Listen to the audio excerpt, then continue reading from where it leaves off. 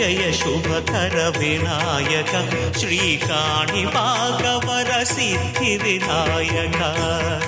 నమస్కారం ప్రేక్షకులందరికీ శుభోదయం. ఈనాటి శుభయోగం శీర్షికన చొల్లంగి అమావాస్య పంచగ్రహ కూటమి సందర్భంగా ఎలాంటి విధి విధానాలు పాటించాలో, తద్వారా ఎలాంటి ప్రయోజనాలు సిద్ధింపజేసుకోవచ్చో పరిశీలిద్దాం. పుష్యమాసంలో వచ్చే అమావాస్య తిథిని చొల్లంగి అమావాస్య అనే పేరుతో పిలుస్తారు. దీనికి చొల్లంగి అమావాస్య అనే పేరు ఎందుకు వచ్చిందంటే, తూర్పుగోదావరి జిల్లాలో చొల్లంగి పరిసర ప్రాంతాలలో ఉన్న సముద్ర తీరంలో ఉన్న నీటిలో గోదావరికి ఉన్నటువంటి 7 పాయలలో ఒక పాయ అయినటువంటి తుల్య భాగ అక్కడ నీళ్ళల్లో కలుస్తుంది. అంటే చొల్లంగి దగ్గర ఉన్నటువంటి సముద్ర తీరంలో అక్కడ సముద్ర స్నానం ఆచరించినట్లయితే నదిలో సముద్రంలో ఏకకాలంలో స్నానం చేసిన ఫలితం కలుగుతుంది. చొల్లంగి అమావాస్య సందర్భంగా తూర్పుగోదావరి జిల్లా చొల్లంగి ప్రాంతంలో ఉన్నటువంటి అక్కడ సముద్ర స్నానం చేయాలి. అలా స్నానం చేయటం వీలు కాని వాళ్ళు ఎవరైనా సరే మీకు దగ్గరలో ఉన్నటువంటి జీవనదిలో స్నానం చేసి పితృదేవతలకు తర్పణం ఇవ్వాలి. అలా తర్పణం ఇచ్చినట్లయితే 21 తరాల పాటు పితృదేవతలు ఉన్నత లోకాల్లో ఉంటారని ధర్మశాస్త్ర గ్రంథాలన్నీ తెలియజేస్తున్నాయి. చొల్లంగి అమావాస్య సందర్భంగా దేవాలయం దగ్గర అన్నదానం చేయటం ద్వారా కూడా పితృదోషాలు పితృశాపాల తీవ్రతను తగ్గింపజేసుకోవచ్చు. అలాగే ఈ రోజుకి ఇంకొక ప్రత్యేకత ఉంది. ఆ ప్రత్యేకత ఏంటంటే, ఖగోళంలో పంచగ్రహ కూటమి ఏర్పడుతోంది. ఈరోజు సాయంకాలం 4:40 మకర రాశిలో చంద్రుడు ప్రవేశించటం వల్ల రవి, బుధుడు, కుజుడు, శుక్రుడు, చంద్రుడు ఈ 5 గ్రహాలు మకర రాశిలో ఉండటం వల్ల పంచగ్రహ కూటమి ఏర్పడుతోంది. ఇలా ఏర్పడినటువంటి పంచగ్రహ కూటమి 21వ తేదీ అర్ధరాత్రి 1:35 వరకు ఉంటుంది. 21వ తేదీ అర్ధరాత్రి 1:35 మళ్ళీ చంద్రుడు మకర రాశిలో నుంచి కుంభరాశిలోకి ప్రవేశించగానే పంచగ్రహ కూటమి తొలగిపోతుంది. కాబట్టి ఈ రోజు నుంచి 3 రోజుల పాటు ఉన్నటువంటి పంచగ్రహ కూటమి విశేషమైన అనుకూల ఫలితాలను కలిగింపజేయాలంటే, ప్రతికూల ఫలితాలన్నీ తొలగింపజేసుకోవాలంటే 12 రాశుల వాళ్ళు ప్రత్యేకమైన విధి విధానాలు పాటించాలి. ఈ పంచగ్రహ కూటమిలో రవి, బుధుడు, కుజుడు, శుక్రుడు, చంద్రుడు ఉన్నారు. కాబట్టి రవి, బుధుడు ఈ 2 గ్రహాలకు అధిష్టాన దైవం విష్ణుమూర్తి కాబట్టి ఈరోజు దగ్గరలో ఉన్నటువంటి విష్ణు సంబంధమైన ఆలయానికి వెళ్ళాలి. అలాగే కుజుడికి అధిష్టాన దైవం నరసింహస్వామి కాబట్టి నరసింహస్వామి ఆలయ దర్శనం చేయాలి. శుక్రుడికి అధిష్టాన దైవం లలితాదేవి కాబట్టి అమ్మవారి ఆలయ దర్శనం చేయాలి. కాబట్టి పంచగ్రహ కూటమిలో రవి, బుధుడు, కుజుడు ఈ 3 గ్రహాలు ఏకకాలంలో యోగించాలంటే 12 రాశుల వాళ్ళు లక్ష్మీ నరసింహస్వామి ఆలయ దర్శనం ఈరోజు చేసుకోవాలి. లక్ష్మీ నరసింహస్వామికి అర్చన కానీ అభిషేకం కానీ చేయించుకోవాలి. లక్ష్మీ నృసింహ కరావలంబ స్తోత్రాన్ని పఠించటం లేదా శ్రవణం చేయటం చేయాలి. ఉగ్రం వీరం మహావిష్ణుం జ్వలంతం సర్వతోముఖం నృసింహం భీషణం భద్రం మృత్యోర్మృత్యుం నమామ్యహం అనే సుదర్శన మంత్రాన్ని వీలైనన్ని సార్లు పఠించాలి. అప్పుడు రవి, బుధుడు, కుజుడు ఈ 3 గ్రహాల అనుగ్రహానికి ఏకకాలంలో సులభంగా పాత్రలు కావచ్చు. శుక్రుడి అనుగ్రహం కలగాలంటే రాజరాజేశ్వరి అష్టకాన్ని పఠించాలి, లేదా ఓం శ్రీ రాజమాతంగ్యై నమః అనే మంత్రాన్ని వీలైనన్ని సార్లు పఠించాలి. ఇక పంచగ్రహ కూటమిలో ఉన్న చంద్రుడి అనుగ్రహం కలగాలంటే చంద్రశేఖరుడైనటువంటి ఈశ్వరుడికి పంచామృతాలతో అభిషేకం చేసుకోవాలి. కాబట్టి ఖగోళంలో 5 గ్రహాలు కలిసి మకర రాశిలో పంచగ్రహ కూటమి ఏర్పడుతున్న తరుణంలో పంచగ్రహ కూటమి వల్ల 12 రాశుల వాళ్ళు ఎలాంటి వ్యతిరేక ఫలితాలు లేకుండా ఉండటానికి, అనుకూల ఫలితాలు పొందటానికి ఈ ప్రత్యేకమైన విధి విధానాలు పాటించాలి. ప్రధానంగా పంచగ్రహ కూటమిచ్చే వ్యతిరేక ఫలితాలు పోయి సంపూర్ణంగా అనుకూల ఫలితాలు కలగాలంటే, ప్రకృతి సస్యశ్యామలంగా ఉండాలంటే అందరూ కూడా ఉగ్రదేవతలను దర్శించుకోవాలి. అందుకే లక్ష్మీ నరసింహస్వామి, కాలభైరవుడు, కాళికా అమ్మవారు, పంచముఖ ఆంజనేయ స్వామి ఇలా ఉగ్రదేవతలను దర్శిస్తే అద్భుత ఫలితాలు కలుగుతాయి. ఈరోజు కాలభైరవాష్టకాన్ని పఠిస్తే అద్భుత ఫలితాలు కలుగుతాయి. అలాగే పంచముఖ ఆంజనేయ స్వామి వారిని దర్శనం చేసుకొని 41 ప్రదక్షిణలు చేయటం ద్వారా కూడా పంచగ్రహ కూటమి వల్ల వచ్చే వ్యతిరేక ఫలితాలు తొలగింపజేసుకొని అనుకూల ఫలితాలు సిద్ధింపజేసుకోవచ్చు. కాళికా అమ్మవారి ఆలయానికి వెళ్ళి నిమ్మకాయల దండను సమర్పించడం, కాళికా అమ్మవారి ఆలయంలో ప్రదక్షిణలు చేయటం ద్వారా కూడా విశేషమైన శుభ ఫలితాలను సిద్ధింపజేసుకోవచ్చు. చొల్లంగి అమావాస్య పంచగ్రహ కూటమి సందర్భంగా ఈ విధి విధానాలు పాటించండి. సమస్త శుభ ఫలితాలను సిద్ధింపజేసుకోండి.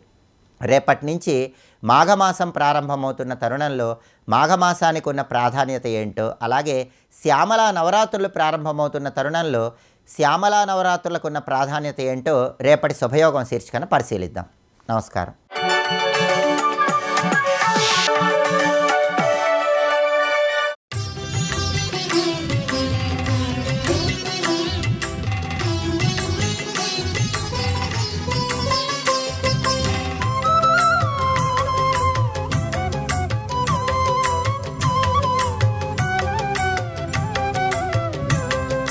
నిర్గుణ భక్తి వల్ల నీకు సహజ సిద్ధమైన వైరాగ్యం ఏర్పడుతూ అది ఎలాంటి స్థితికి తీసుకెళ్తుందంటే ఇంకా నీలో నేను అనబడే ఆత్మ కూడా అమ్మయే నెరుక కలిగి ఆ పూర్తి ఆ తాదాత్మ్య స్థితిలో ఉంటూ వాడు ఈ దేహాత్మ భ్రాంతుల్ని విడిచిపెట్టి జీవన్ముక్తుడవుతాడు. ఎప్పుడు ఇహంలోనే. అలాంటి స్థితి ఉన్నవాడికి అమ్మవారి ఇహంలోనే జీవన్ముక్తుడిని చేస్తుంది. అందుకే ఇదే విషయాన్ని మనకి భాగవతంలో కపిల గీతలో కపిలాచార్యులు బోధిస్తూ ఆ నిర్గుణ భక్తికి జ్ఞానానికి భేదం లేదయ్యా అన్నాడు. దేనికి? నిర్గుణ భక్తికి జ్ఞానానికి భేదం లేదు. భక్తి కంటే జ్ఞానం గొప్పది అంటే సగుణ భక్తి కంటే జ్ఞానం గొప్పదని అర్థం. ఇది తెలుసుకోవాలి.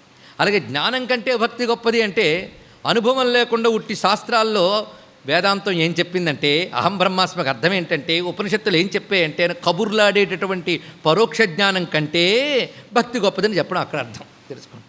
భక్తి కంటే జ్ఞానం గొప్పది, జ్ఞానం కంటే భక్తి గొప్పదని రెండు సిద్ధాంతాలకు అభిప్రాయం ఇది. కానీ పరాభక్తికి శుద్ధ జ్ఞానానికి భేదం లేదు. ఇది తెలుసుకోవాలి. అలాంటి పరాభక్తుడికి అమ్మవారి ఇహంలోనే అటువంటి అహం బ్రహ్మాస్మి స్థితిని ఇస్తున్నారు. ఇది వాక్యాలు బోధించడం కాదు, అనుభవం. అయితే ప్రారబ్ధవశం చేత పరాభక్తికి చెందినవాడు ఆ అభేద జ్ఞానం పొందకుండా మరణిస్తేనో, ఇది ప్రశ్న వేసింది ఆ తల్లి. మనం వేయక్కర్లే, ఎందుకంటే ప్రశ్నలు వేయడం కూడా మనకు చేత కాదు. అమ్మవారు చెప్తున్నారు ఆ స్థితికి వెళ్ళిన వాళ్ళు ఏమవుతారు. ఇప్పుడు ఖచ్చితంగా నిర్ణయించుకోవాలి మనం తర్వాత స్థితి ఏమిటి అనేది. ఇది వింటే చాలా తెలిసిపోతుందండి. నా స్థితి సాత్విక భక్త, రాజస భక్త, తామస భక్త. రాజస భక్తి, తామస భక్తి అంటే డౌట్ పడక్కర్లే. అయితే నరకం, లేకపోతే జన్మ పరంపర, డౌటే లేదు. ఇక సాత్విక భక్త ఎప్పుడైనా పరాభక్తి రావాలి.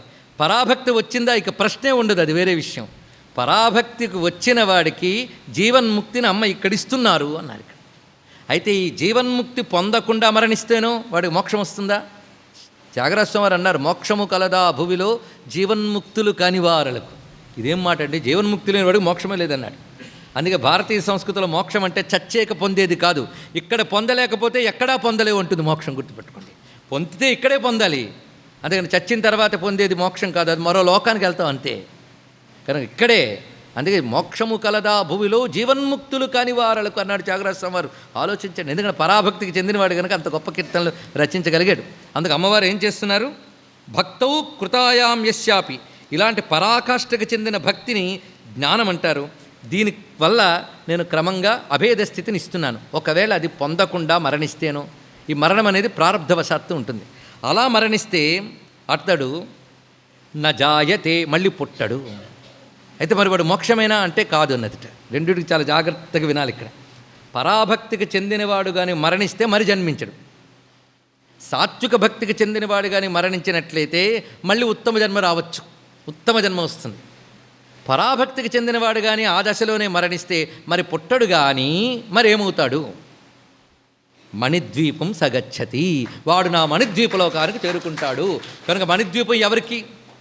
ఇవాళ మనం మంత్రం చేసి శ్రీచక్రం చేసాం కనుక రేపు గ్యారంటీ మణిద్వీపం అనుకోవడానికి లేదు. అక్కడ నువ్వు ముందు సాత్విక భక్తితో చేయి. ఎంత మన సాధన ఏంటో మనకే తెలిసిపోయింది. పక్కవాడంటే పడదు, స్పర్ధ, ఇద్దరు కూర్చుంటే మూడో వాడి గురించి నిందిస్తూ మళ్ళీ అనుష్ఠానానికి సమయం అయిపోయిందండి. తప్పు కాదు, అసలు లేని దానికంటే ఏదో ఒకటి.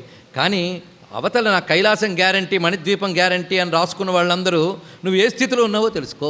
పరాభక్తికి చెందిన వాళ్ళు జీవన్ముక్తి పొందకుండా మరణిస్తే వాళ్ళు మణిద్వీపానికి వెళ్తారు. ఇది చెప్పాడు ఇక్కడ. వాడు నిజానికి ఏ సుఖాలు కోరుకోలేదు వాడు, అయినప్పటికీ వచ్చింది పరాభక్తి వల్ల. ఎందుకంటే ప్రారబ్ధం వశాత్తు వెళ్ళిపోయాడు కనుక జీవన్ముక్తావస్థ రాలేదు కదా. అక్కడ మణిద్వీపానికి చేరిన తర్వాత అక్కడ వాడు ఎలా ఉంటాడు అంటే వివరిస్తున్నదమ్మ. ఆ మణిద్వీపంలో ఏ లోకంలోనూ దొరకని అఖండమైన ఆనందాన్ని అనుభవిస్తూ ఆ మణిద్వీపంలో ఉంటాడు. ఎంతవరకు అంటే ఆ సాక్షాన్ముక్తి లభించే వరకు. సాక్షాన్ముక్తన్నా, జీవన్ముక్తన్నా, అద్వైత ముక్తన్నా ఒకటే. దీనికి సాయుధ్యం అని కూడా పేరు పెట్టచ్చు. అంటే అమ్మలో ఐక్యమైపోవాలి. ఆ ఐక్యం లభించే వరకు మణిద్వీపంలో ఉంటాడు అతడు. అప్పుడు పొందే స్థితి ఉన్నదే మానవలోకంలో కానీ బ్రహ్మలోకంలో కానీ ఎక్కడా దొరకని ఆనందం ఉంటుందండి. ఆనందం ఎలాంటిదంటే స్వాత్మానందలవీభూత బ్రహ్మాజ్ఞానంద సంతతికి. ఇది తెలియాలి. ఇది ఇప్పుడు బాగా అవగాహన చేసుకుంటే మన గతులేమిటో మొత్తం అమ్మవారు ఇక్కడ చెప్పేశారు. పాపకర్మలు చేసేవారి గతులు నరకములు, పుణ్యగతులు చేసే పుణ్యకర్మలకి ఉత్తమ లోకములు, తర్వాత 2 కర్మలకు తీసుకుని మానవలోకం. ఇది సాత్విక భక్తి కలిగిన వారు ఉత్తమ లోకములు పొందిన తర్వాత మంచి జన్మల్లోకి వచ్చి ఆ జన్మల్లో జ్ఞానానికి అవకాశం ఉంది. పరాభక్తి ఉన్న వాళ్ళకి ఇక్కడే జ్ఞానం ఇస్తున్నదమ్మా. అది రాకుండా మరణిస్తే వాళ్ళని ఆ లోకానికి తీసుకెళ్తుంది. కనుక ఆ లోకం ఎవరికి? పరాభక్తికి చెందిన వారికి. అక్కడికి వెళ్ళిన వాడు మళ్ళీ పుట్టడు. అక్కడే ఈ దివ్యానందం అనుభవించి కొంతకాలానికి వీడు పక్వ జీవుడు అని అమ్మవారు తెలుసుకున్నాక అతడిని తనలో ఐక్యం చేసుకుంటుంది అక్కడే. ఇది చెప్తున్నాడు ఇక్కడ. అక్కడి నుంచి అటేవాడు ముక్తావస్థని పొందుతున్నాడు అన్నారు. దీన్ని విదేహముక్తి అని అంటారు. దీన్ని విదేహముక్తి అంటే ఇది. కనుక జీవన్ముక్తి, విదేహముక్తి 2 రకాలు మనం చెప్పుకున్నాం. దీనినే విదేహముక్తినే క్రమముక్తి అని కూడా వర్ణిస్తున్నది బ్రహ్మసూత్రం. అయితే బ్రహ్మసూత్రాల్లో మణిద్వీపం అని పేరు పెట్టకపోయినా సగుణ బ్రహ్మలోకం అన్నది. సగుణ బ్రహ్మలోకము అంటే అమ్మవారి భక్తులకి అది మణిద్వీపము, శివభక్తులకి అది కైలాసము, విష్ణు భక్తులకి అది వైకుంఠం. కనుక ఇక్కడ అమ్మవారు అని పేరు తీసిస్తే ఈ గీత ఏ దేవతా భక్తులకైనా సరిపోతుందని. కనుకనే ఇదే పరాభక్తికి చెందిన విష్ణు భక్తులు వైకుంఠానికి వెళ్తారు, ఇదే పరాభక్తికి చెందిన శివభక్తులు కైలాసానికి వెళ్తారు. ఇది తెలుసుకోవాల్సినది. అక్కడ వాళ్ళు క్రమంగా సాక్షాన్ముక్తిని పొందుతారు. కనుక ఇదే సామాన్యమా? ఇది గొప్పదే. దీని గురించే బ్రహ్మసూత్రంలో ఆఖరి సూత్రం చెప్తాడు, నా పునరావృత్తి, వాడు తిరిగి రాడు అని మనం చెప్పారు ఇక్కడ. అందుకే నా జాయతే మమ జ్ఞానం మణిద్వీపం సగచ్చతి, నా జ్ఞానం కలిగిన వాడు అక్కడికి చేరి అక్కడ క్రమంగా తేన ముక్త సదైవ స్యా జ్ఞానాన్ముక్తిర్న చాన్యద, అక్కడికి చేరినవాడు క్రమంగా తదంతే మమ చిద్రూప జ్ఞానం సమ్యక్ భవేత్, అక్కడ నా చిద్రూప జ్ఞానం అంటే కేవల చైతన్య రూపిణ్ణైన నా యొక్క నిరాకార నిర్గుణతత్వంలో అతడు ప్రవేశిస్తాడు. ఇది అమ్మవారు మొత్తం గతులన్నీ వివరించారు. సర్వం శ్రీ జగన్మాతృ చరణారవిందార్పణమస్తు. స్వస్తి.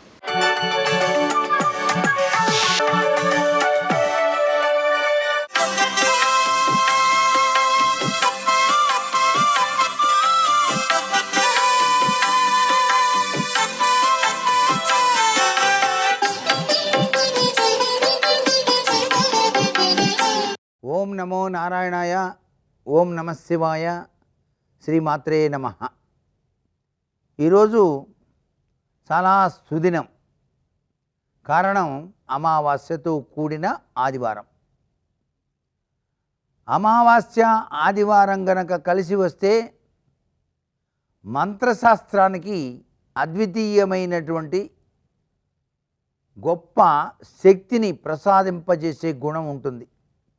అందుచేత ఈ ఆదివారం అమావాస్య తిథి నాడు దిష్టి దోషాలు పట్టి పీడిస్తున్న వాళ్ళు దిష్టి తీసుకోవటం, ఇంటికి కొత్తగా ఉట్టిలో బూడిద గుమ్మడికాయను ఉంచటం, అలాగే దిష్టి దోషాలని తొలగించేందుకు వివిధ రకాలైనటువంటి విధి విధానాలు పాటించడం కూడాను చేస్తూ ఉంటారు.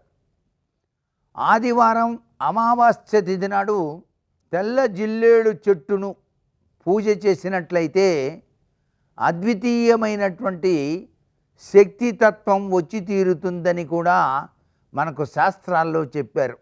ఈ అమావాస్య తిథి నాడు పితృదేవతల యొక్క ఆశీస్సులను మనం పొందడానికి దక్షిణ వైపు తిరిగి చేతిలో నువ్వులు వేసుకొని కాసిని ఈ యొక్క బొటనవేలు కింది భాగం నుంచి నీటితో తర్పణాలు వదలాలి. తండ్రికి, తండ్రిని కన్నా తండ్రికి, ఆ తండ్రిని కన్నా తండ్రికి, అంటే తండ్రికి, తాతకు, ముత్తాతకు, వీళ్ళందరికీ కూడా తర్పణాదులు గనక దక్షిణం వైపు నిలబడి గనక నువ్వులతో, నల్ల నువ్వులతో గనక అమావాస్య తిథి నాడు వదిలినట్లయితే వంశము అభివృద్ధి చెందుతుంది. వంశము అభివృద్ధి చెందుతుంది అంటే పరిపూర్ణత్వం కలిగినటువంటి వంశోద్ధారకుడు ఉద్భవిస్తాడు అని అర్థం. వంశోద్ధారకులు జన్మించాలి అంటే పితృదేవతలను కొలిచి తీరాల్సిందే. పితృదేవతల యొక్క ఆశీస్సులు ఉన్నప్పుడే వంశం వృద్ధిలోకి వస్తుందని శాస్త్రం. అందుకే అమావాస్య తర్పణాదులు తప్పనిసరిగా ప్రతి ఒక్కరూ కూడాను చేయాలి, వారి వారి పితృదేవతలకు అని శాస్త్రం. సర్వే జనా సుఖినో భవంతు.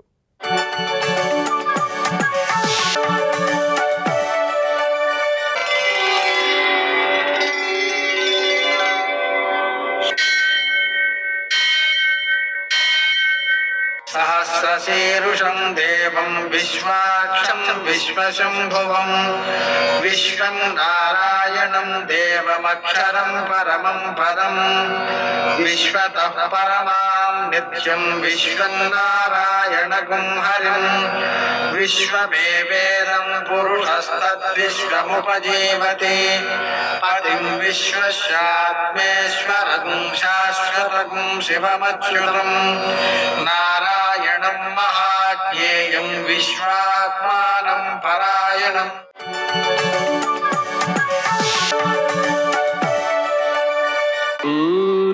శౌర్యమథేందురింద్రపదవీ సన్మంగళం మంగళం. యః కర్తా జగతాం భర్తా సంహర్తా మహసాం నిధిం ప్రణమామి తమాదిత్యం బహిరంతస్తమోపహం. నేటి కాలమాన విశేషాలను గమనిద్దాం. స్వస్తి శ్రీ చాంద్రమాన విశ్వావసనామ సంవత్సరం ఉత్తరాయణం హేమంత ఋతువు పుష్యమాసం కృష్ణపక్షం ఆదివారం. సూర్యోదయం 6:53 సూర్యాస్తమయం 6 గంటలకి. తిథి అమావాస్య రాత్రి 1:19 వరకు. నక్షత్రం పూర్వాషాఢ ఉదయం 10:12 వరకు. వర్జం సాయంకాలం 6:44 నుంచి 8:27 వరకు. దుర్ముహూర్తం సాయంకాలం 4:31 నుంచి 5:16 వరకు. అమృతకాలం తెల్లవారుజామున 4:59 నుంచి 6:42 వరకు. రాహుకాలం ఆదివారం కాబట్టి సాయంకాలం 4:30 నుంచి 6 గంటల వరకు. అష్టగౌరక రీత్యా శుభప్రదమైన సమయం ఉదయం 8 గంటలకి. నేటి విశేషం అమావాస్య. పితృదేవత ఆరాధనకు ఇది చాలా మంచిది. ఆదివారం ఆరోగ్యానికి మనం సూర్యనారాయణమూర్తిని పూజించుకోవడం, పాయసం నివేదన చేయడం, ప్రసాదంగా స్వీకరించడం, నూనె పదార్థాలను తినకపోవడం, ఒక పూటే భోజనం చేయడం, ఇది చాలా బాగా ఉపకరించేటువంటి అంశం. మరో ముఖ్య విశేషం, అమావాస్య భానువార యోగం సందర్భంగా నదులలో కానీ తీర్థాలలో కానీ స్నానం చేయడం ద్వారా 1000 గోవులను దానం చేసిన ఫలితాన్ని పొందగలుగుతాం. అలాగే పద్మక యోగం ఉంది, దాని ద్వారా నదీ స్నానం చేసినా దానం చేసినా అక్షయ ఫలితం వస్తుంది. ఇప్పుడు స్నానం చేసేటప్పుడు అమా భానువార యోగ ప్రయుక్త మహాపర్వణి పుణ్యకాలే పద్మక యోగ ప్రయుక్త పుణ్యకాలే చ తంత్రేణ గంగా స్నానమహం కరిష్యే లాగా సంకల్పం చెప్పినట్లయితే ఈ పద్మక యోగం ద్వారా వచ్చేటువంటి అక్షయ ఫలితము, అమాభానువార యోగ సందర్భంగా వచ్చేటువంటి 1000 గోవుల దాన ఫలితము రెండూ సిద్ధిస్తాయి. నేటి ఆణిముత్యాలు.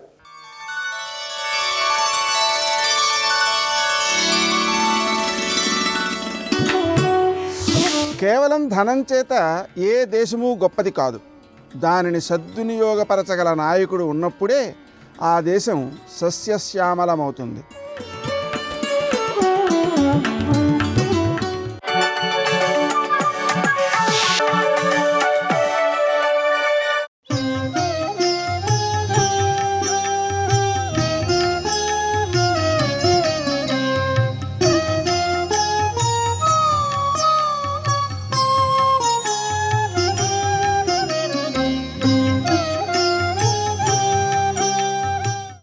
ఇక్కడ నారాయణ అని ప్రలపించాడు కదూ, ఇది విన్నారు విష్ణుభటులు. వాళ్ళు ఎక్కడి నుంచి వచ్చారు? వీడిని భయపెట్టాలి కర్తవ్యం కాబట్టి యమభటులు వచ్చారు. మరి వాళ్ళు ఎందుకు వస్తారు అంటే వాళ్ళు రారు ప్రత్యేకం, వాళ్ళు ఎప్పుడూ తిరుగుతుంటారు. ఎందుకు తిరుగుతుంటారో తెలుసా? ఎవడైనా భగవన్నామని చెప్పేవాడు సత్కర్మలు చేసేవాడు ఉన్నాడా అని చూస్తూ ఉంటారు. వాళ్ళు కంటికి కనపడరు, వాళ్ళు ఎప్పుడూ తిరుగుతూ ఉంటారు. అది యమధర్మరాజు గారే చెప్పాడు అజామిళోపాఖ్యానం. తిరుగుతూ అలా భగవత్ స్మరణ చేసే వాళ్ళ ఇళ్ల దగ్గరికి వచ్చి వాళ్ళు నిలబడి సంతోషిస్తుంటారు. మీరు అందుకే ఒకటి గమనించండి, ఒక్కొక్కళ్ళ ఇంటికి వెళ్ళండి, పావు గంట ఉందాం అనుకున్నవాడు అరగంట ఉంటాడు. ఒక్కొక్క వ్యక్తి బ్రతికున్నంత కాలం ఆ ఇల్లు దేవాలయం. అంతమంది జనం పెడతారు. ఆయన వెళ్ళిపోయాడు అనుకోండి, ఆ ఇంటి ముఖం చూసేవాడు ఉండడు. కారణం ఏమిటో తెలుసా? ఆయన భగవంతుణ్ణి పట్టుకున్న ప్రకంపనలు, తరంగాలు వస్తుంటాయి. అక్కడికి వెళ్ళి కూర్చుంటే అంత ప్రశాంతంగా ఉంటుంది. అందుకే 10 నిమిషాలు అన్నవాడు గంట కూర్చుంటుంటాడు. ఆ శాంతికి కారణం భగవత్శక్తి. ఆయన పట్టుకుంటాడు కాబట్టి ఆయన ఉన్న చోట భగవత్ సంబంధమైనటువంటి పార్షదులు నిలబడి ఉంటుంటారు. వాళ్ళు ఉంటారు కాబట్టి ఆ శాంతి తరంగాలు ఉంటాయి. అందుకే మహాత్ములు ఇంట ప్రవేశిస్తే శుభాలు జరుగుతుంటాయి. కారణం ఏమిటో తెలుసా? వాడొక్కడూ రాడు, వాడితో పాటు దైవశక్తులు కూడా ప్రవేశిస్తాయి. ఆయన ఎట్టెడితే ఎడుతుంటారు వాళ్ళు. అందుకని ఊరకరారు మహాత్ములు వారథముల ఇండ్ల కడకు వచ్చుటలెల్లన్ కారణము మంగళములకు మీరొచ్చుట శుభము మాకు నిజము మహాత్మా అంటాడు గర్గుడు. కాబట్టి ఆత్మ ప్రలపించు నారాయణ ఎటంచు. ఈ విష్ణు పార్షదులకు ఒక లక్షణం ఉంటుంది. విష్ణువుకున్న లక్షణమే వాళ్ళకి ఉంటుంది. ఆయన ఎలా ఉంటాడో వీళ్ళు అలాగే ఉంటారు. ఆయన పట్టు పీతాంబరం కట్టుకుంటాడు, వీళ్ళు కట్టుకుంటారు. ఆయనకి 4 చేతులు ఉంటాయి, వీళ్ళకి 4 చేతులు ఉంటాయి. ఆయన శంఖచక్ర గదాపద్మంలో పట్టుకుంటాడు, వీళ్ళు శంఖచక్ర గదాపద్మంలో పట్టుకుంటారు.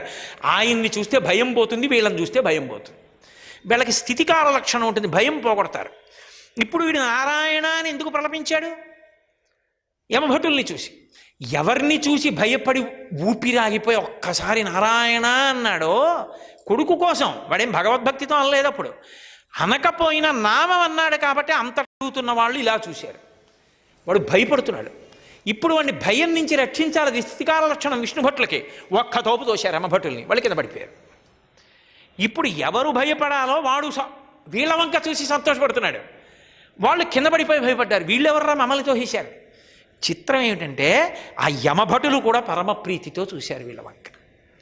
అబ్బబ్బబ్బా, ఎంత అందంగా ఉన్నారు రాయి, పట్టు పీతాంబరాలు ఏమిటి, దివ్యమంగళ విగ్రహాలు ఏమిటి, ఆ మెడలో తులసిమాలలు ఏమిటి, శంఖచక్ర గదాపద్మాలు ఏమిటి, ఆ 4 చేతులు ఏమిటి, ఆ ముఖాలు ఏమిటి, అబ్బబ్బబ్బా ఎంత అందంగా ఉన్నారని వాళ్ళు అన్నారు. అప్పుడు మొదలెట్టారు. నేను ముందు చెప్పిన కథ ఇప్పుడు చెప్పారు వాళ్ళు. చెప్పి వేదమే నారాయణుడు, ఆ నారాయణుడే సత్వరజస్తమో గుణములతో కూడుకున్నటువంటి జీవుడు గుణములనందు సత్వగుణమునందు ఊంచుకుని చేసినటువంటి కర్మల చేత ఉత్తర జన్మల యందు ఉత్తమ జన్మలను ఇస్తాడు. ఇలా పుట్టినవాడు ఇంత భ్రష్టుడై కిందకి జారిపోయాడు, ఇన్ని పాపకృత్యములను చేశాడు, వీడికి ఆయువు అయిపోతోంది. ఆయువు అయిపోతోంది కాబట్టి మేము వచ్చి భయపెట్టాం, మీరొచ్చి మమ్మల్ని తోసేశారు. మీరొచ్చి మమ్మల్ని తోసేస్తే మేము కింద పడిపోయామే, మీరెవరో దివ్యమంగళ విగ్రహాకారులు, మమ్మల్ని చూస్తే ఉద్విగ్నతకి లోనైన వాళ్లే కానీ తోసిన వాళ్ళు లేరు. మీరు ఎక్కడి నుంచో వచ్చి మమ్మల్ని తోసేశారు, మేము పడిపోయాం. ఇప్పుడు మా కర్తవ్యం మేము చేయడంలో విఫలమైపోయాం, భయపెట్టలేకపోయాం. వాడికి సంతోషం కలిగింది మిమ్మల్ని చూసి. అంటే యమధర్మరాజు గారి యొక్క ధర్మము లుప్తమైంది. ఇప్పుడు మేము ఆయన భటులం, ఆయన భటులుగా మేం చెయ్యవలసినటువంటి కర్తవ్యం పోయింది అంటే, భయపడవలసిన వాడు భయపడలేదు అంటే, యమదండనకి విలువ లేకుండా పోయింది అంటే వేదధర్మము పోయింది. యముడికి అగౌరవం కాదు, నారాయణుడికి అగౌరవం. మీరు నారాయణుడిలా ఉన్నారు, మీరు అలా చెయ్యొచ్చా? ఇది లోకమునందు ధర్మమా? ఎవరు ధర్మాన్ని వ్యతిరేకించినా శిక్షార్హులే, మీరెందుకు వ్యతిరేకించారని అడిగారు. వాళ్ళు నవ్వి అన్నారు విష్ణుభటులు, ఎందుకు వచ్చావు వీళ్ళ దగ్గరికి, వీడి దగ్గరికి ఎందుకు వచ్చారు మీరని అడిగారు. అప్పుడు వాళ్ళు ఈ కథ అంతా చెప్పారు. ఇలా పుట్టాడు, ఇలా పెరిగాడు, ఇన్ని చేశాడు, ఇలా జారిపోయాడు, ఆఖరికి ఈ స్థితికి వచ్చాడు, వచ్చాం, ఆయుర్దాయం అవుతోందని. మమ్మల్ని ఎందుకు తోశారన్నారు. పిచ్చి వాళ్ళలారా, మీకంతే తెలుసు. ధర్మ సూక్ష్మాన్ని అర్థం చేసుకోవడం అంత తేలికైనటువంటి విషయం కాదు. ఇతను చేసినటువంటి చాలా చాలా చాలా గొప్ప విషయం ఏమిటో మీకు ఎరుకలోకి రాలేదు. ఇతను మహాపాపకర్మలు చేశాడని కదూ మీరు వచ్చి భయపెట్టడానికి వచ్చానంటున్నారు. మేము కూడా మీకు ఒక మాట చెప్తాం వినండి. ఈతడు 1,000,000 జన్మలకు ఎక్కుడు పుట్టువలందు చెందు పాప నివహంబులనన్నిటి పారద్రోలి మహామతిన్ మహామరణ కాలమునన్ హరి పుణ్యనామ సంభూత సుధామయాద్భుత విభూతికరాక్షర సంగ్రహంబునన్. ఇతను చేసిన పని ఏమిటో తెలుసా? ఈతడు 1,000,000 సంఖ్యలకు ఎక్కుడు పుట్టువలందు చెందు ఆయాతములైన పాప నివహంబులనన్నిటి పారద్రోలే. 1,000,000 సంఖ్య ఏది ఉంటుందో అన్ని జన్మలలో చేసినటువంటి పాపకర్మలు ఉన్నాయి. ఈ జన్మలోది కాదు, ఉన్నాయి పాపకర్మలు. ఆ పాపకర్మలన్నీ కాలిపోయాయి. ఎందుకని అంటే ఒక లక్షణం ఒకటి ఉంటుంది జీవుడికి.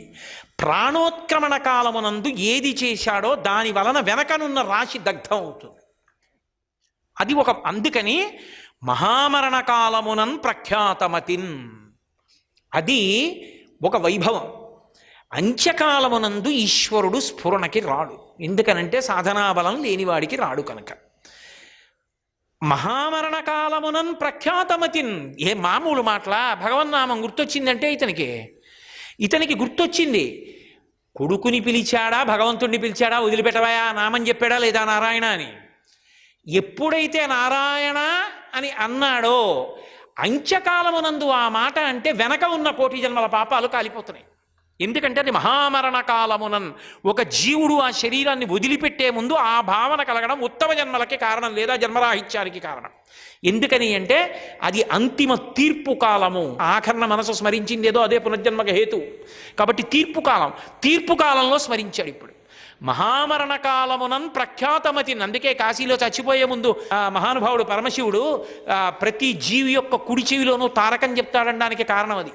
ఒక్కసారి శ్రీకాళహస్తి వెళ్ళి శ్రీకాళహస్తిలో పరమశివుడి దర్శనం చేసుకుని నమస్కారం చేస్తే అంత్యకాలమునందొచ్చి వాడిని ఉద్ధరించి శివనామం చెప్పించి ఉద్ధరిస్తాడు. అందుకే పశ్చిమాభిముఖంగా ఉంటాడు. పశ్చిమం సూర్యాస్తమయం. సర్వం శ్రీ ఉమామహేశ్వర పరబ్రహ్మార్పణమస్తు. స్వస్తి.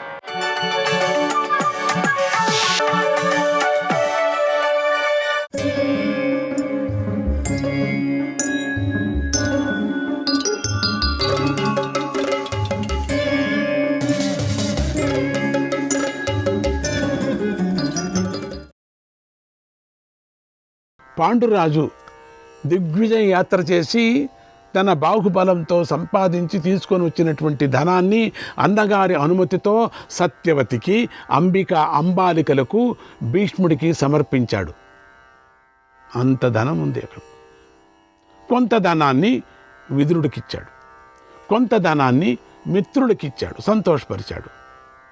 కొంత ధనాన్ని బీదవాళ్ళకిచ్చాడు. బీదవాళ్ళు లేరండి అక్కడ, ఎతికినా లేరు, పట్టీలో లేరు, ఎవరు తీసుకునే వాళ్ళే దిక్కులేరు. మాకెందుకు పోనే. తల్లి అయినటువంటి అంబాలిక పాండురాజును కౌగలించుకొని ఆనందించింది. అంబాలిక జ్ఞాపకం పెట్టుకోండి. అలా పాండురాజు యొక్క భుజబలంతో ధృతరాష్ట్రుడు 100 అశ్వమేధ యాగాలు చేశాడు. ధృతరాష్ట్రుడు కళ్ళు కనపడకపోయినా 100 అశ్వమేధ యాగాలు చేశాడట మహానుభావుడు. ప్రతి యాగంలోనూ 1,00,000 బంగారు నాణ్యములు దానం చేశాడు. చేయికేమి తీసుకొచ్చాడు కదా తమ్ముడు. ఇలా సాగుతూ ఉండగా పాండురాజు భార్యలకు వనవాసం మీద మక్కువ కలిగింది. ఊరికే ఉండొచ్చు కదా, అట్లా తిరుగాడుకొని వస్తాను స్కూటర్ తీసుకొని అన్నట్టుగా వీళ్ళకి అనిపించింది. అందుచేత వారి ప్రోత్సాహంతో పాండురాజు సౌఖ్యాలను విడిచిపెట్టి వారి కోరిక తీర్చాలనుకున్నాడు. అంటే వనవాసంలో ఉండాలా అనిపించిందట. ఇప్పుడు చేస్తారు, ఇప్పుడు చేంజెస్, వీళ్ళకు కూడా చేంజెస్. అరణ్యంలోనే సంచరిస్తూ వేటాడటంలోనే ఆసక్తుడై ఉన్నాడు.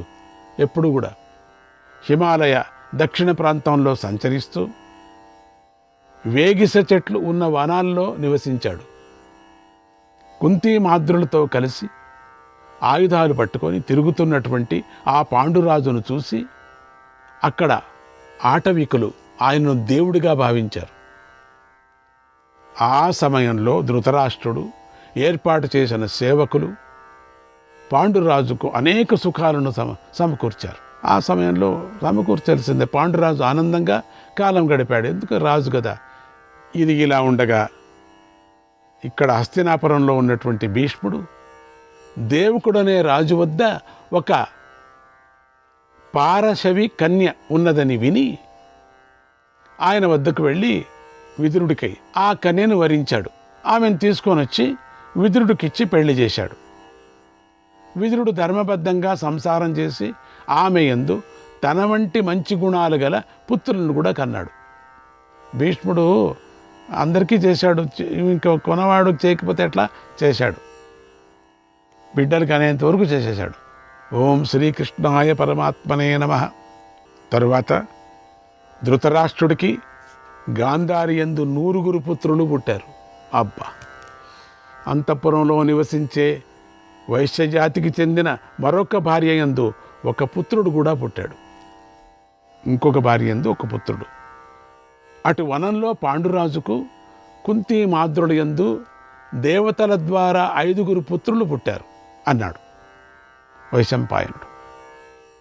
ఇది కథ జరుగుతుంది, వైశంపాయనుడు చెప్తున్నాడు. ఇలా మహర్షి సంక్షిప్తంగా చెప్పేసరికి జనమేజయుడికి వీరి జననగాథను పూర్తిగా వినాలని కుతూహలం కలిగింది. ఏంటి ఇంతటితోనే ఆపేశారు? వాళ్ళకి అక్కడ 100 మంది పుట్టారు, వీళ్ళకి 5 మంది పుట్టారు, అట్లా చెప్పేశారే ఏంటిది? సూక్ష్మంలో చెప్పేశారు ఏంటిది? ఏం కంప్యూటర్ భాషతో చెప్పినట్టు చెప్పేశారు? సాధ్యం లేదు, మాకు డీటెయిల్గా చెప్పాల్సిందే. మహర్షితో, అయ్యా ద్విజోత్తమ, గాంధారీదేవికి 100 మంది పుత్రులు పుట్టారని చెప్పారు. బాగుంది. అయితే వారు ఎలా పుట్టారు? ఎంతకాలానికి పుట్టారు? వారికి ఆయుస్సు ఎంత ఉంది? 100 మంది పుత్రులు ఎట్లా పుట్టారు? ఒకటే పారి ఎట్లా పుట్టారు? అలాగే ధృతరాష్ట్రుడికి వైశ్యకాంత యందు పుత్రుడు ఎలా పుట్టాడు? పతివ్రత అయినటువంటి గాంధారితో ధృతరాష్ట్రుడు ఎలా ప్రవర్తించాడు? కంద మునిచేత శపించబడ్డ పాండురాజుకు దేవతల ద్వారా 5 పుత్రులు ఎలా జన్మించారు? ఈ నా బంధుజనుల సమాచారాన్ని అంతా యథాతథంగా చెప్పండి. నా బంధువుల గురించి ఇలా సంక్షిప్తంగా చెప్పటం వల్ల నాకు తృప్తి. ఇట్లా ఇంత భాషలో చెప్పేశారు మీరు, నాకు ఇంత చిప్పులాగా చెప్పారు, తృప్తి కలగటం లేదు అన్నాడు వైశంపాయనుడు. ఓ జనమేజయ, అలాగే నువ్వు కోరినట్టుగానే చెప్తున్నాను విను. ఒకనాడు వ్యాస మహర్షి బాగా అలసటతోనూ ఆకలితోనూ ధృతరాష్ట్రు వద్దకు వచ్చాడు. గాంధారీదేవి ఆయనకు సేవలు చేసి సంతోషపెట్టింది. అందుకు వ్యాస మహర్షి ప్రసన్నుడై ఆమెను వరం కోరుకోమన్నాడు. గాంధారి, ఓ మహర్షి, నా భర్త వంటి పుత్రులను 100 మందిని ప్రసాదించండి అని కోరుకుంది. అంటే అటువంటి బలాఢ్యుల్ని. మహర్షి అలాగే అని వరమిచ్చి వెళ్ళిపోయాడు. కొంతకాలానికి గాంధారి గర్భవతి అయి గర్భాన్ని 2 సంవత్సరాలు మోసింది. అయినా కాన్పు రాలేదు. 2 సంవత్సరాలు ఉండటం అనేది కష్టం. ఇంతలో కుంతీదేవి సూర్యుడి వంటి తేజస్సు గల పుత్రుణ్ణి కన్నదని విని దుఃఖించింది, మూర్ఛపోయింది. కొంతసేపటికి తేరుకొని ఎంతో విచారించి ధృతరాష్ట్రుడికి తెలియకుండా తన గర్భం మీద కొట్టుకుంది. ఒక్కపారి రాయితో కొట్టేసింది. ఈ గర్భం ఏంటి 2 ఏళ్ల నుంచి ఇట్లే ఉంది, మోసి సస్తానా నేను అని చెప్పి కొట్టేసింది. దాంతో ఆమె గర్భం నుండి ఒక మాంసపిండం బయటపడింది. ఇది ఇనుప గుండులాగా కఠినంగా ఉంది, అంత ఢన్ పడింది కిందికి. ఇదేంటిది ఇట్లా ఈ పెద్ద గుండులాగా గుండ్రంగా ఉండేది పడింది కిందికి. ఆ 2 సంవత్సరాలైనా ఆ మాంసపిండం ఫలించకుండా ఉండటాన్ని చూసి గాంధారికి విసుకొచ్చింది. ఇది ఫలించలేదు, ఏమిటి ఈ గుడ్డిది? ఆవేశంతో దాన్ని పారవేయాలని చూసింది, దాన్ని తీసి పారేయాలని. ఆమె ప్రయత్నాన్ని, ఉద్దేశాన్ని గమనించినటువంటి వ్యాస మహర్షి వెంటనే అక్కడికి వచ్చాడు. అమ్మా గాంధారి, ఎందుకు ఇలా చేస్తున్నావు అని అడిగాడు. గాంధారి, ఓ మహర్షి, కుంతికి కొడుకు పుట్టాడనే దుఃఖంలో నేను నా కడుపు కొట్టుకున్నా, నాకు పుట్టలేదే అని. నువ్వు నాకు 100 మంది పుడతారని వరమిచ్చావు, కానీ ఇప్పుడు ఏమైందో చూడు. వారికి బదులుగా ఒక మాంసపిండం పుట్టింది, గుండుగా ఉండేది అంది. వ్యాసుడు, గాంధారి, నా వాక్కు అమోఘం. నేను వరమిచ్చినట్లుగానే ఏం వరమిచ్చానో అది జరుగుతుంది. నేను ఇప్పటి వరకు మాట మాత్రంగా అయినా అబద్ధమాడలేదు. అందుచేత నా వరం అసత్యము కాదు. కృష్ణ కృష్ణ. వెంటనే 100 నేతికుండలను తెప్పించు, వాటిని జాగ్రత్తగా దాచి కాపాడు. ముందు ఈ మాంసపిండాన్ని చల్లటి నీళ్ళతో తడుపు అన్నాడు. గాంధారి మహర్షి మాటను పాటించింది. నీటితో మాంసపిండాన్ని తడపగానే అది 100 ముక్కలైపోయింది. బొటనవ్రేలంత పరిణామంతో 101 గర్భాలుగా విడివిడిగా ఏర్పడింది. చిత్రం, ఆశ్చర్యం, భయం, ఆనందం. తర్వాత గాంధారి నేతి కుండల్లో ఉంచింది. వాటిని రహస్య స్థానాల్లో పెట్టింది. ఎంత ఒకటొక కుండలో పెట్టేసింది. వాటిని రక్షించే వ్యవస్థను కూడా చేసింది. తర్వాత వ్యాస మహర్షి, గాంధారి, నువ్వు మళ్ళీ 2 సంవత్సరాల తర్వాతే ఈ కుండలను తెరువు అని గట్టిగా చెప్పి తపస్సు చేసుకోవటానికి హిమాలయానికి వెళ్ళిపోయాడు. మళ్ళీ 2 ఏండ్లు మహర్షి చెప్పినట్లుగానే ఇప్పుడు మాత్రం తప్పలేదు. గాంధారి పాటించింది. ఇంతలో 2 ఏండ్లు గడిచాయి. మాంసపిండాలను ఉంచినటువంటి క్రమంలోనే ముందుగా మొదటి కుండలో నుంచి దుర్యోధనుడు పుట్టాడు. ఫస్ట్ ఏది ఉంచింది ఒక కుండ, ఒక ముద్దని తీసి పెట్టింది, ఒక పిండాన్ని. అక్కడ దుర్యోధనుడు పుట్టాడు. కానీ జన్మతస్తు ప్రమాణేన జ్యేష్ఠో రాజా యుధిష్ఠిరః, జన్మకాల ప్రమాణాన్ని అనుసరించి దుర్యోధనుడి కన్నా ధర్మరాజు పెద్దవాడు. దుర్యోధనుడు పుట్టగానే వార్త భీష్మ విదురులకు తెలిసింది. తస్మిన్నేవ మహాబాహు జజ్ఞే భీమోపి వీర్యవాన్, జజ్ఞే భీమోపి వీర్యవాన్. సరిగ్గా అదే సమయంలోనే మహాబాహువు పరాక్రమవంతుడైనటువంటి భీముడు కూడా పుట్టాడు. రాసభారావ సదృశం రురావచ ననాదచ తం ఖరాక ప్రత్యపాషంత గృద్రగోమయీ వాయసాక. గృద్ర గోమాయ గృద్ర గోమాయు వాయసాక. దుర్యోధనుడు పుడుతూనే గాడిదలు అరుస్తున్నట్లుగా ఏడ్చాడు. సుడిగాలులు వీచాయి, దిక్కులు మండిపోయాయి, చెడ్డ వాసన వచ్చింది.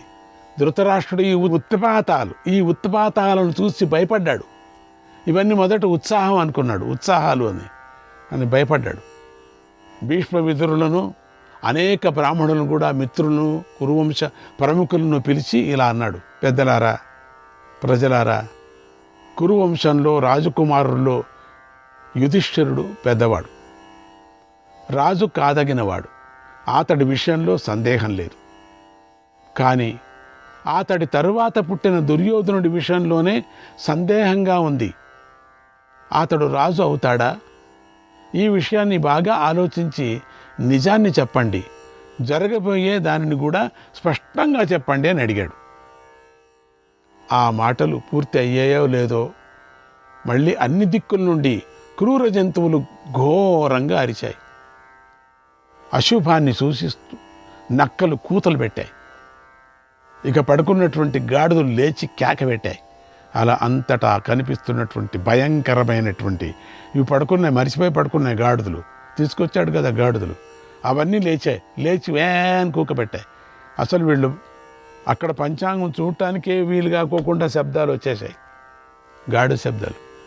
అలా అంతటా కనిపిస్తున్నటువంటి భయంకరమైనటువంటి అపశకునాలను గుర్తించి, కేకలు గుర్తించి, విపరీతమైన కేకలు. విదురుడు, బ్రాహ్మణులు ధృతరాష్ట్రుడితో ఇలా అన్నారు: మహారాజా, నీ పెద్ద కుమారుడు పుట్టగానే భీకరమైన శకునాలు పుట్టాయి. దీన్ని బట్టి నీ కొడుకు సమస్త కురువంశాలకే నాశకుడు కాగలడని స్పష్టంగా తెలుస్తుంది. ఇప్పుడే వీడిని వదిలేస్తే అన్ని విఘ్నాలు శాంతిస్తాయి. వీడినొక్కడిని ఏమైనా చేసి చంపేస్తే మంచిదేమో అని వీళ్ళు అభిప్రాయం. కురువంశానికి మేలు కలుగుతుంది. ఇలాగే వీడిని కాపాడితే మాత్రం భవిష్యత్తులో తీవ్రమైన ఉపద్రవం కలుగుతుంది భూమికి. మహారాజా, నీకు 99 మంది కొడుకులే ఉన్నారు కదా. నువ్వు నీ వంశ శాంతిని కోరుకునేవాడివైతే ఈ ఒక్కడిని విడిచిపెట్టు. ఏకేన కురువై క్షేమం కులస్య జగతస్తథా. ఈ ఒక్కడిని విడిచిపెడితే నీ వంశానికి, లోకానికి, భరత భూమికి క్షేమాన్ని కలిగించు. త్యజేదేకం కులస్యార్తే గ్రామస్యార్తే కులం త్యజేత్, గ్రామం జనపదస్యార్తే, ఆత్మార్తే పృథివీం త్యజేత్. వంశం కోసం వ్యక్తిని, గ్రామం కోసం వంశాన్ని, దేశం కోసం గ్రామాన్ని విడిచిపెట్టాలి. తన శ్రేయస్సు కోసం సమస్త భూమిని విడిచిపెట్టాలి. ఈ నీతిని అనుసరించి నీ పుత్రుణ్ణి విడిచిపెట్టు అన్నారు. విదురుడు మొదలైన వారు, ధృతరాష్ట్రుడు ఆ నీతి వాక్యాలు విని కూడా పుత్రమోహం చేత వారి మాటలు పట్టించుకోలేదు. అప్పుడు పర్యం పట్టించుకుంటే మహాభారతం కథంతా వేరే అయిపో. ఇది జరగాలి కదా, ఇవన్నీ కావాలి కదా, వ్యాసుడు మనకు రాసి పెట్టాలి కదా. జనమేజయులు వాళ్ళు మాట్లాడుకోవాలి కదా, వారి మాటలు పట్టించుకోలేదు. దుర్యోధనుణ్ణి విడవలేదు. మొదటి కొడుకుని విడిచనని చెప్పాడు. తర్వాత ధృతరాష్ట్రుడికి మిగిలిన కొడుకులు జన్మించారు. మెల్లగా అంతా పుట్టుకొచ్చారు. ఒక నెలకే గాంధారి యందు ఒక కన్యక కూడా పుట్టింది. ఇంకొక గాంధారి గర్భవతి అయిన సమయంలో ఒక వైశ్యకాంత ధృతరాష్ట్రుడికి సేవలు చేసింది. అప్పుడు ధృతరాష్ట్రుడు ఆమె యందు ఒక కుమారుణ్ణి కూడా కన్నాడు. అతడే యుయుత్సుడు. పేరు కూడా అట్లే ఉంది, యుయుత్సుడు. ఈ విధంగా ధృతరాష్ట్రుడికి 102 సంతానం కలిగారు. 102 సంతానం. తన భార్య ఉంది, తన సేవకురాలు ఉంది. 1 అంటే 2 కన్నారు. అంటే 102 112 కాదు, 102 2 1 3 సంఖ్య బాగలేదు, 3. అందుకని ముడుపు వాళ్ళకు వచ్చింది కాలం. 100 మంది కొడుకులు, 1 కూతురు, వైశ్యపుత్రుడు యుయుత్సుడు జన్మించారు అన్నాడు వైశంపాయన మహర్షి. ఆహా, పెళ్ళిళ్ళు, నామకరణాలు, జన్మాలు ఎంత బాగా ఆనందం జరిగాయి. వైశంపాయన మహర్షి ధృతరాష్ట్రుడికి సంతానం గురించి చెప్పగానే జనమేజయుడికి సందేహం కలిగి ఇలా అడిగాడు, ఓ మహర్షి, ధృతరాష్ట్రుడికి 100 కొడుకులు పుట్టడం గురించి చెప్పావు, బాగానే ఉంది. అయితే ఎప్పుడు పుత్రుల గురించే చెప్పావు, కానీ పుత్రిక గురించి చెప్పలేదు. ధృతరాష్ట్రుడికి వైశ్యకాంత వల్ల యుయుత్సుడు పుట్టాడు, గాంధారి వల్ల 1 కూతురు పుట్టింది. కానీ వ్యాస మహర్షి గాంధారికి 100 మంది కొడుకులనే కదా వరంగా ఇచ్చాడు. ఎంత మంచి పాయింట్ పట్టేసుకున్నాడు. మరి మాంసపిండం 100 భాగాలై వాటి నుండి పుత్రులు పుట్టినప్పుడు ఈ పుత్రిక ఎలా పుట్టింది? గాంధారి గర్భం ధరించకుండా ఈ పుత్రిక ఎలా పుట్టిందో నాకు సందేహంగా ఉంది, దయచేసి వివరంగా చెప్పు అని కోరాడు. నిజం కదా, మనం ఎంచుకుంటే ఈ ఒక్కటి ఎట్లా వచ్చింది పిల్ల? ఈ పిల్ల సంగతే రాలేదే అప్పటి నుంచి. 100 కుండలే తెప్పించమన్నాడే, 101 కాదే. అప్పుడు వైశంపాయనుడు చెప్తున్నాడు, ఓ మహారాజా, మంచి ఆసక్తి గల ప్రశ్నే అడిగావు, చెప్తాను విను. వ్యాస మహర్షి మాంసపు ముద్దను స్వయంగా నీటితో తడిపి ముక్కలు చేశాడు. ఆ ముక్కలను దాది చేత నేతి కుండల్లో పెట్టించాడు. ఆ సమయంలో గాంధారి 1 కూతురు కావాలని కోరుకుంటూ ఇలా ఆలోచించింది తనకు తానే, మహర్షి మాట సత్యం, నాకు ఈ మాంసం ముద్ద నుండి 100 కుమారులు పుడతారు, నిజం, ఇందులో ఎలాంటి సందేహం లేదు. శ్రీకృష్ణాయ పరమాత్మనే నమః.